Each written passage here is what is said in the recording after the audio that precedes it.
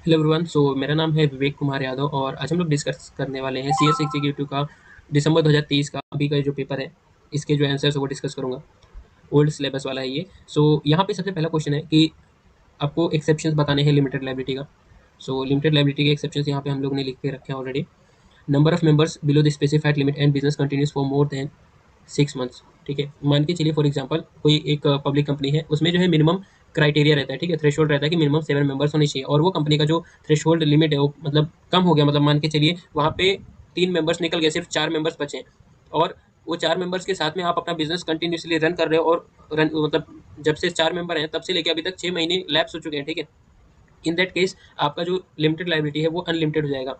Second है कि company incorporated as unlimited company, unlimited company के फॉर्म में अगर इनकॉर्पोरेट करोगे तो जो लिमिटेड लाइबिलिटी है वो अप्लाई नहीं होता।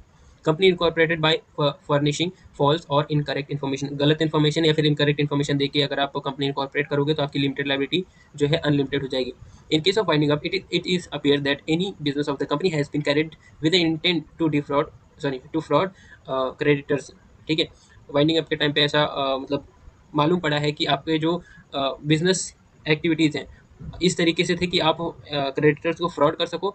उस केस में भी आपकी जो लाइबिलिटी है अनलिमिटेड हो जाएगी। आपने जो प्रोस्पेक्टस है डिफ्रॉड करने के इंटेंट से इशू करी थी तो भी आपकी लाइबिलिटी अनलिमिटेड हो जाएगी। Company fails to repay the deposit और एनी इंटरेस्ट देयर ऑन, अगर आपकी कंपनी जो है डिपॉजिट या फिर उससे रिलेटेड इंटरेस्ट नहीं पे कर पाती तो भी आपका जो लिमिटेड लाइबिलिटी है अनलिमिटेड हो जाएगा। Report made by inspector that fraud has been taken in the company and director KMP and officer जो भी एक्सेट्रा हैज टेकन बेनिफिट्स और अनड्यू एडवांटेज। ठीक है, इन सभी केसेस में आपकी जो लिमिटेड लाइबिलिटी है वो अनलिमिटेड हो जाएगी। सेकंड है यहाँ पे ABC limited is a subsidiary company of XYZ limited. Deepak is working as an executive director of ABC Limited XYZ Limited passed an ordinary resolution in its general meeting to issue sweat equity to Deepak for the providing his professional services. Pankaj, who is the company secretary of XYZ Limited, objected the following. पहला question है कि sweat equity shares cannot be issued to Deepak, who is an executive director in the subsidiary company that is ABC Limited. और second है special resolution is required to be passed in the general meeting of XYZ Limited. Examine the validity of objection of company secretary of XYZ Limited under the provisions of Companies Act. So यहाँ पे दीपक को जो है sweat equity देने की बात हो रही है। यहाँ पे एज पर सेक्शन 54 जो है स्वेट इक्विटी के रिलेटेड बात करता है। दीपक को यहाँ पे हम लोग जो है स्वेट इक्विटी दे सकते हैं। ठीक है, ये वाला जो पहला वाला आंसर है इसमें आएगा कि मतलब जो दीपक है उसको आप स्वेट इक्विटी शेयर्स इशू कर सकते हो। और सेकेंड वाला है कि स्पेशल रेजोल्यूशन इज रिक्वायर्ड, और यहाँ पे क्या किया इन्होंने ऑर्डिनरी रेजोल्यूशन पास किया है। जो ऑब्जेक्शन है कंपनी सेक्रेटरी का वो वैलिड है, ठीक है, टेनेबल है। क्योंकि यहाँ पे इन्होंने ऑर्डिनरी रेजोल्यूशन पास किया है और इनको पास करना क्या चाहिए था, स्पेशल रेजोल्यूशन। अगर आपको स्वेट इक्विटी इशू करना है तो आपको स्पेशल रेजोल्यूशन पास करना पड़ेगा। यहाँ पे आपको दिखा देता हूँ किस तरीके से मैंने लिखा है, इन शॉर्ट में लिखा है, ठीक है। सेक्शन 54 स्वेट इक्विटी से रिलेटेड बात करता है। Sweat equity shares can be issued to Deepak. और सेकंड आंसर है the objection of the company secretary is tenable as special resolution is required to issue sweat equity shares. फिर next question है कि कोई कंपनी है वेनिस हॉस्पिटैलिटी लिमिटेड करके, इनके पास इतना ये जो है टोटल यहाँ पे अमाउंट्स दिए हुए हैं। यहाँ पे पूछा गया है कि इन्होंने ऑलरेडी 8 करोड़ उठा मतलब लोन जो है लेके रखा है और 5 करोड़ का लोन इनको और लेना है, क्या ये ले सकते हैं? यहाँ पे हम लोग जो है paid up share, paid up capital, securities premium और रिजर्व एंड सरप्लस ऐड कर देंगे तो हम लोगों को यहाँ पे 8 करोड़ के आसपास जो है अमाउंट मिल जाता है, और इन्होंने 8 करोड़ ऑलरेडी उठा के रखा है। तो as per section 180 of the company act 2030 ये जो है restriction on the power of boards से रिलेटेड है। यहाँ पे जितना आपका एसेट है उतना ही आप लोन उठा सकते हो, ठीक है, बाय पासिंग बोर्ड रेजोल्यूशन। यहाँ पे बोर्ड रेजोल्यूशन पास करके आप इतना उठा सकते हो, ठीक है।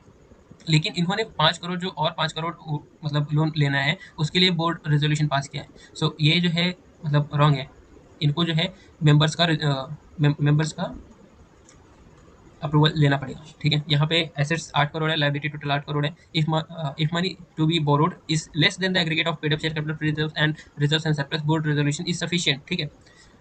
Company wants to raise 5 crore more, इन्होंने ऑलरेडी जो है इनके जितना नेटवर्थ है उसके इक्विवेलेंट लायबिलिटी लेके रखा है और 5 करोड़ उठाना है तो इनको एसआर जो है पास करना पड़ेगा। ये क्वेश्चन को पूरा ना पढ़ते हुए सीधा यहाँ पे आ जाते हैं। यहाँ पे लिखा गया है reference to the provisions of the companies act 2030 explain the ways of redemption of unredeemed preference share and how the outstanding preference dividend can be discharged। Simple से यहाँ पे देख लेते हैं किस तरीके से हम लोग जो प्रेफरेंस शेयर्स हैं उसको रिडीम कर सकते हैं। Proceeds of the fresh issue, capitalization of undistributed profits और combination of both A and B. और यहाँ पे क्या लिखा है, as in the given case company does not have sufficient profit so it should go with fresh issue fresh proceeds to redeem its preference shares. ठीक है, सो यहाँ पे नेक्स्ट क्वेश्चन है सेकंड वाला, सेकंड का एक क्वेश्चन है यहाँ पे, circumstances under which floating charge can be crystallized. So यहाँ पे हम लोग देख लेते हैं, यहाँ पे चार है कि कंपनी जो है लिक्विडेशन में चली गई है, कंपनी ने अपने बिजनेस एक्टिविटीज़ बंद कर दिए हैं, कंपनी मतलब जो क्रेडिटर है उन्होंने अपनी राइट्स को एक्सरसाइज किया है, तो उस केस में भी क्रिस्टलाइजेशन जो है हो जाएगा, on happening of any event which has been specified in the deed. ठीक है, ये चार केसेस है जिसमें जो फ्लोटिंग चार्ज है वो क्रिस्टलाइज हो जाता है। यहाँ पे हम लोगों को chairman of the listed company wants to know from you details required to be entered in the register of the contracts in which a director is interested and the requirements of the period of maintaining the said register। so यहाँ मैंने direct अपने जो module है वहाँ से उठा के लिया है। यहाँ पे इनको जो है किस किस कंपनी में कितना इंटरेस्ट होल्ड करते हैं वो सब इनको बताना पड़ेगा। अगर जो इंटरेस्ट है वो मतलब जो होल्डिंग है वो 2% या फिर उससे कम है, सो उस केस में आपको मतलब बताने की ज़रूरत नहीं पड़ती। इनका इनका जितना भी इंटरेस्ट है, ठीक है, contract and arrangement with the body corporate और फर्म और other entity as mentioned in the sub section 2 of the section 184 in which any director is directly और इनडायरेक्टली कंसर्न और इंटरेस्टेड। ये भी बताना पड़ेगा इनको कि अगर इंटरेस्ट है तो भी मतलब डिस्क्लोज करना पड़ेगा। कॉन्ट्रैक्ट और arrangement with RPT related party transactions, ठीक है, with respect to the transactions in which section 188, ये भी इनको स्पेसिफाई करना पड़ेगा। और टाइम लिमिट की बात की गई थी, register shall be preserve permanently and shall be kept in the custody of the company secretary of the company और any other person authorized by the board for the purpose. So यहाँ पे provisions of appointment of the company secretary in the UK are same as in India under the company act 2030। So यहाँ पे सीधा मैंने module से ये जो global developments है उसमें से ये निकाला है। सो यहाँ पे अपने को क्वालिफिकेशंस पूछा गया है, इस person who appears to them to have the requisite knowledge, ठीक है, नॉलेज एंड एक्सपीरियंस होना चाहिए जो फंक्शन दिया गया है उसको डिस्चार्ज करने के लिए। और ये जो क्वालिफिकेशंस दी हुई है यहाँ पे ये इन्होंने मतलब की रहनी चाहिए। ठीक है, सो इसको आप पूरी तरीके से पढ़ लेना पॉज करके। यहाँ पे हम लोगों को क्वेश्चन दिया है कि एमके एसोसिएट्स जो कि पार्टनरशिप फॉर्म में क्या मेंबर बन सकती है, डेविड जो है फॉरेनर वो मेंबर बन सकता है कि नहीं, एचयूएफ जो है मेंबर बन सकता है कि नहीं, एमके एसोसिएट जो है पार्टनरशिप फॉर्म है, पार्टनरशिप फॉर्म जो है मेंबर नहीं बन सकती accept in the case of section 8 company में मेंबरशिप पार्टनरशिप फॉर्म जो है मेंबर बन सकता है। डेविड जो है फॉरेनर है और फॉरेनर जो है मेंबर बन सकते हैं प्रोवाइडेड उनको जो फेमा एक्ट है उसको फॉलो करना पड़ेगा। और इन केस ऑफ मतलब जो डेविड यहाँ पे जो फॉरेनर है उसकी कंपनी के साथ अगर इंडिया की या फिर हमारी कंट्री की अगर वॉर हो जाती है तो उस केस में उसके जो राइट्स हैं सस्पेंड कर दिए जाएंगे। एचयूएफ से रिलेटेड कोई भी स्पेसिफिकली यहाँ पे हम लोगों को बताया नहीं गया है कि एचयूएफ में क्या होगा। सो एचयूएफ का जो करता है उसको एज अ जो है मेंबरशिप में होल्ड कर सकता है, ठीक है, मतलब मेंबर बन सकता है। और यहाँ पे मैं आपको पीस दिखा देता हूँ। सो यहाँ पे ये हम लोगों को पार्टनरशिप वाला जो है पॉइंट यहाँ पे देखने को मिल जाता है, इसको आप पॉज करके पढ़ लीजिएगा। और फॉरेनर वाला यहाँ पे देखने को मिल जाता है, इनको फेम एक्ट को फॉलो करना पड़ेगा और अगर वॉर होती है तो इनकी जो power of voting and right जो है right to receive notice suspend हो जाएगी। और एचयूएफ देख रहे हैं यहाँ पे, HUF is not a juristic person although it is a person for the purpose of IT act 1961।